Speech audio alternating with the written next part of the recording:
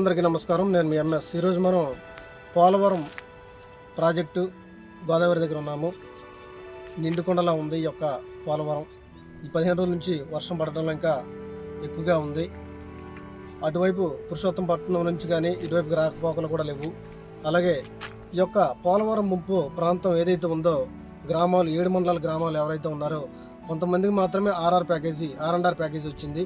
ఇంటికి ఇల్లు, స్థలానికి స్థలం కొంతమందికి వచ్చింది, కొంతమంది రాలేదు. 18 సంవత్సరాలు నిండిన వాళ్ళకి అమౌంట్ ఇస్తామని చెప్పి అన్నారు. ఇప్పుడు 18 సంవత్సరాలు అంటే 15 సంవత్సరాల నుంచి కూడా వాళ్ళకంటే 20 సంవత్సరాలు వయసు వచ్చినా కానీ వాళ్ళకి అమ్మాయిలకి ఏమాత్రం వాళ్ళకి ప్యాకేజీ ఇవ్వలేదు. గత ప్రభుత్వంలో జగన్మోహన్ రెడ్డి గారు ఇస్తానని చెప్పి అన్నారు, దాన్ని కూడా ఆయన ఇవ్వలేదు. మరి ఇప్పుడు వచ్చినటువంటి యొక్క కూటమి ప్రభుత్వం అయినా వారిని ఆదుకోండి. మేము కొన్ని ముంపు మండలాలు గ్రామాలు పర్యటించడం జరిగింది. వారు చెప్పేది ఒకటే, మాకు కొంతమందికి ఇచ్చారు, కొంత ఎస్సీ ఎస్టీ బీసీ మైనారిటీ వర్గాల్లో కొంతమందికి ఇవ్వలేదు, కొంతమందికి ఇచ్చారు. మేమైతే ఇక్కడ దుర్భర జీవితం అనుభవిస్తున్నాము. ఎందుకంటే ఈ వర్షం పడిన దగ్గర నుంచి మాకు వర్షం వస్తే మేము కొండెక్కి అక్కడ బ్రతుకుతున్నాము, ఎటు నుంచి గోదావరి వస్తుందని చెప్పి. అయితే తర్వాత ఈ వర్షానికి మొత్తం మట్టి కొట్టుకొచ్చేసి పెరిగిపోయి దోమలు విపరీతంగా దోమలు ఉన్నాయి. మళ్ళీ మేము ఆ ఇంట్లోకి వెళ్ళాలంటే కనీసం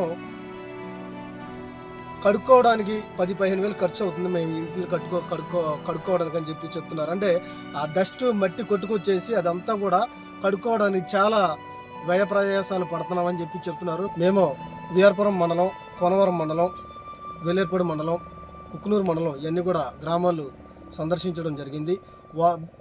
ఈ వర్షాకాలం వస్తే వారు ఎవరైతే ఇంకా ఆర్ఆర్ ప్యాకేజీ అందలేదో వారందరూ కూడా చాలా ఇబ్బందికర పరిస్థితుల్లో ఉన్నారు. చూడండి, ఇప్పటికైనా ప్రభుత్వం మారింది, కూటమి ప్రభుత్వం వచ్చింది. గత ప్రభుత్వం జగన్మోహన్ రెడ్డి గారు ఏమీ చేయలేదు అని చెప్పి ఇక్కడ ప్రజలు చెప్తున్నారు. ఎప్పుడైనా సరే మన చంద్రబాబు నాయుడు గారు కూటమి ప్రభుత్వం ఈ యొక్క ప్రజలకి మంచి మేలు చేసి వారిని ఆదుకోవాలని మా ఎంఎస్ టీవీ ద్వారా తెలియజేస్తున్నాను. థ్యాంక్ యూ అన్నా.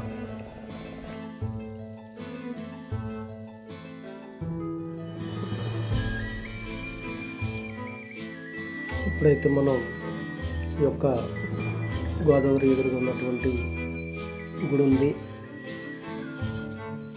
కొండ మీద ఉన్నటువంటి గుడి దగ్గర పైకెక్కి ఈ యొక్క లొకేషన్ని అంతా తీయడం జరుగుతుంది. గమనించండి, ఎందుకంటే ప్రాజెక్ట్ దగ్గరికి వెళ్ళడానికి ఎవరికి కూడా అవకాశం లేదు కనుక ఇక్కడ నుంచే లొకేషన్ అంతా కూడా కవర్ చేస్తున్నాము. పోలవరం వ్యూ మొత్తం చూపించడం జరుగుతుంది.